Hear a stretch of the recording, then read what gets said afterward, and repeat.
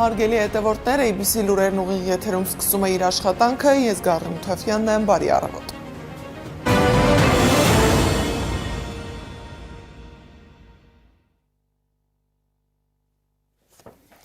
Ահազանգ Նայիրի Հոխիկյանից մայիսի 31-ին ցերեկը քաղաքացիական պայմանագիր կուսակցության ներկայացուցիչները փորձել են ներխուժել Հոխիկյանի տուն։ Ըստ մեդիափորձագետի ՔՊ2 ներկայացուցիչներ, որոնցից մեկը Գևորգ Խաչատրյանն է, բռնություն են կիրառել, սեռական բնույթի հայհոյանքներ եւ սպառնալիքներ հնչեցրել փողոցում։ Տեղում ինձ օգնության հասած հարևանները կանխել են հանցանքը, եւ ՔՊ ներկայացուցիչների հեռանալուց հետո պարզել են, որ տանս արտաքին պատին ամրացված տեսախցիկի մալուխը կտրված է։ Ամենայն հավանականությամբ այն կտրվել է նախորդ գիշեր, որովհետև մինչ այդ տեսախցիկն աշխատել է։ Ժամանել են ոստիկանության ծառայողները, որոնց ներկայացրել եմ հաղորդում հանցագործության մասին որպես խուլիգանություն եւ հարձակում իմ տան վրա։ Իսկ Նուբարաշեն քրեակատարողական հիմնարկում գտնվող Արթուր Օսիպյանը, որը փորձել էր մոտենալ Փաշինյանին, արդեն 13-րդ օրն է, ինչ շարունակում է հացադուլը։ Սպուտնիկ Արմենիայի մեր գործընկերներին փաստաբան Դավիթ Հովհաննիսյանը հայտնել է, որ այս պահին Օսիպյանի գործը գտնվում է վերաքննիչ դատարանում։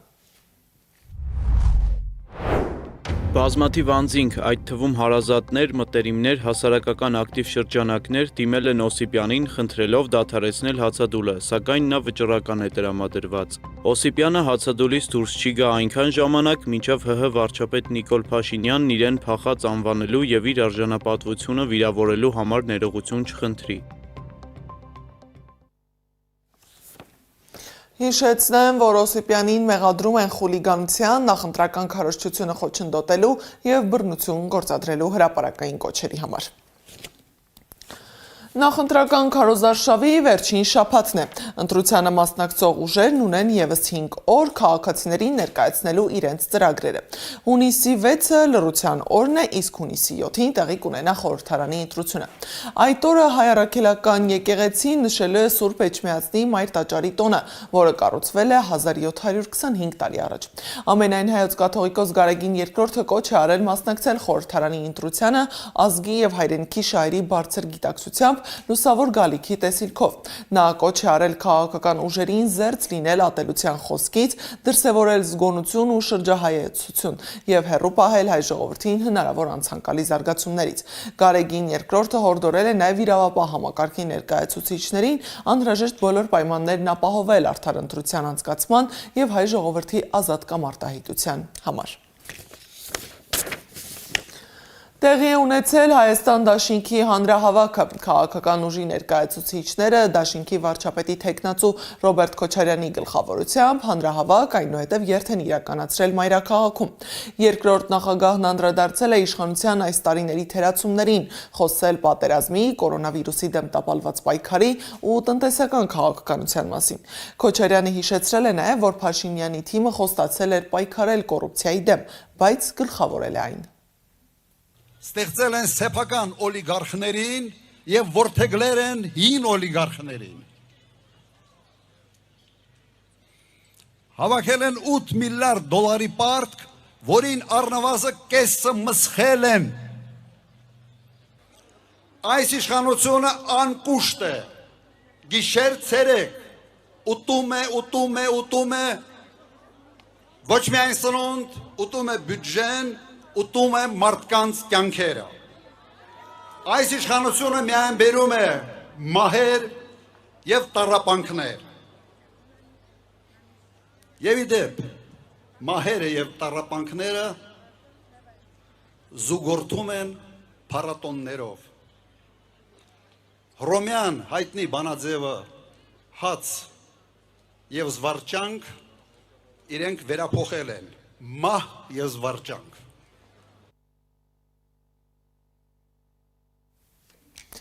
Ազգային ժողովի Հայաստան խմբակցության պատգամավոր Իշխան Սաղաթելյանը դիմելով հավաքվածներին ասել է, որ յուրաքանչյուրի անձնազոհ պայքարն իշխանության գալու համար չէ, այլ հանուն հայրենիքի ու պետության է։ Մեր պետականության ճակատագիրը չի որոշվում ոչ Բրյուսելում, ոչ Մոսկվայում, ոչ Վաշինգտոնում, ոչ էլ մեկ այլ մայրաքաղաքում։ մեր պետականության ճակատագիրը հայ մարդու ձեզանից յուրաքանչյուրի ձեռքում է եւ որոշվում է Երևանում ու Հայաստանում ու մենք տեր ենք մեր ճակատագրի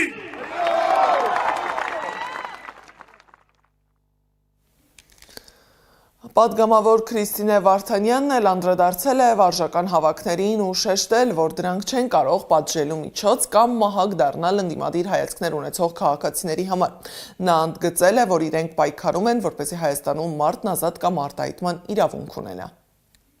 Մենք ասում ենք, որ վարժական հավաքները չեն կարող պատժական միջոց դառնալ քաղաքացիների համար, եթե ինքը ունի ընդդիմադիր հայացքներ, որովհետև այդպիսի բան մեկ էլ անում էին Օսմանյան կայսրությունում հայերի դեմ բանակը սարքելով պատժի միջոց։ Մենք դա չենք անելու, մենք պաշտպանելու ենք ձեզ էլ, պետությունն էլ, ուրեմն Հայաստան դաշինքը ձեր ընտրությունն է։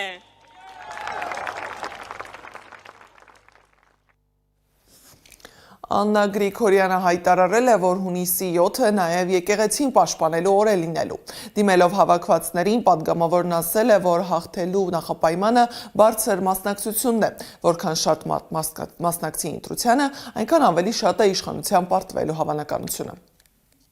Որքան շատ մարդ մասնակցի ընտրություններին, այնքան ավելի հեշտ կվռնդենք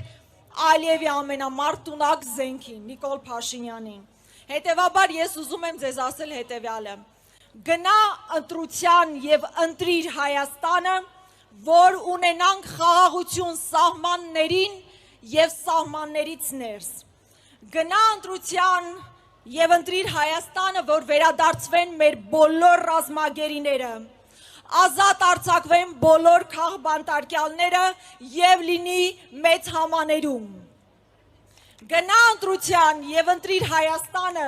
որ կրթությունը լինի անվճար եւ որակյալ, որովհետեւ այսօր հազարավոր ընտանիքներ կանգնած են այդ մարտահրավերների առաջ։ Մենք ձեզ ապահովելու ենք անվճար կրթություն։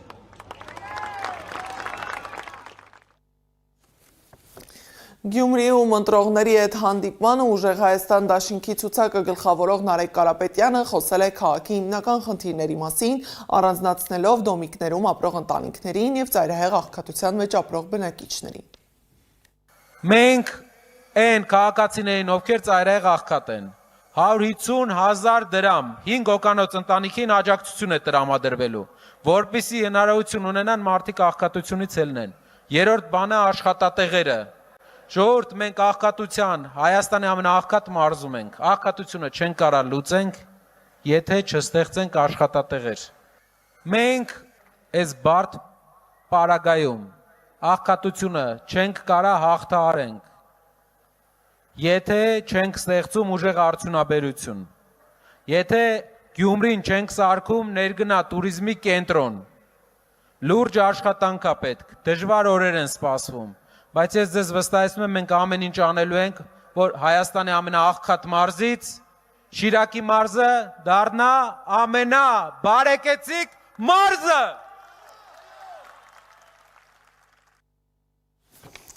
Ուժեղ Հայաստան դաշինքի հանրահավաքի ընթացքում հնչել է նաև աջակցություն մեկ այլ քաղաքական գործիչ։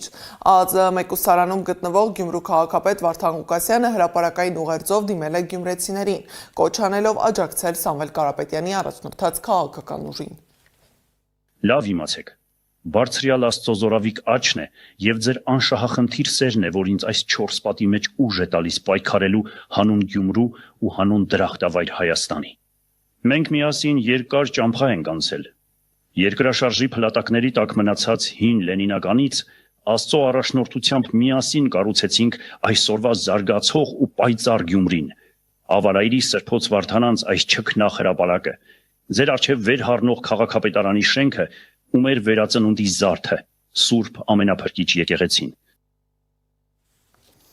Ներքաղաքական զարգացումներին զուգահեռ ուշադրության կենտրոնում են նաև հայ-ռուսական հարաբերությունները։ Փոխվարչապետ Մեր Գրիգորյանը հայտարարել է, որ Հայաստանը Եվրասիական տնտեսական միությունից դուրս գալու կամ Եվրամիության հետ ընտրության հարցը այս պահին չի դիտարկում, եւ նման որոշում կարող է քննարկվել միայն այն դեպքում, երբ վիճակը հասնի կրիտիկական կետի։ Նրա խոսքով ներկայում տնտեսական դժվարությունները հիմնականում տեխնիկական բնույթի են եւ լուծելի։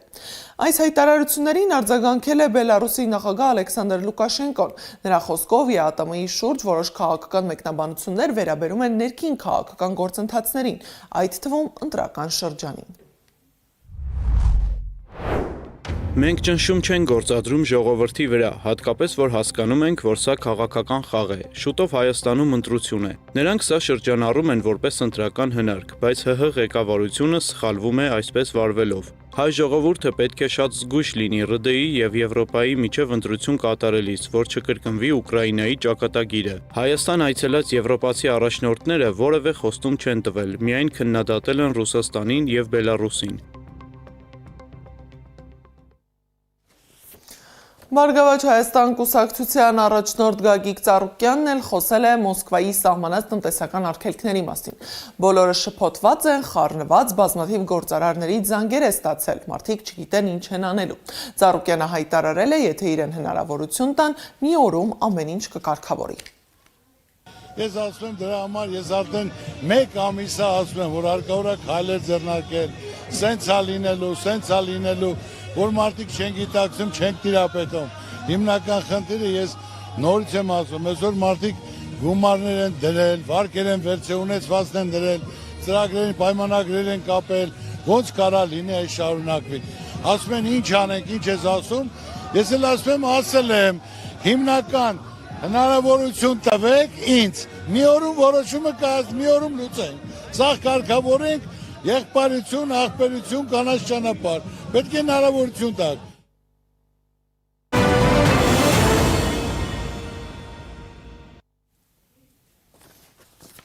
Իրանը աստիճանաբար վերականգնում է ռազմական ստորգետնյա ենթակառուցվածքների հասանելիությունը, կրկին բացելով մի շարք թունելային մուտքեր, որոնք նախկինում վնասվել էին Միացյալ Նահանգների եւ Իսրայելի հարվածներից։ CNN-ը, որը վերլուծել է արբանյակային պատկերները ու գրել, որ խոսքը ստորգետնյա 18 օբյեկտի մասին է, որտեղ 69 մուտքից մոտ 50-ն արդեն մաքրվել եւ վերաբացվել է։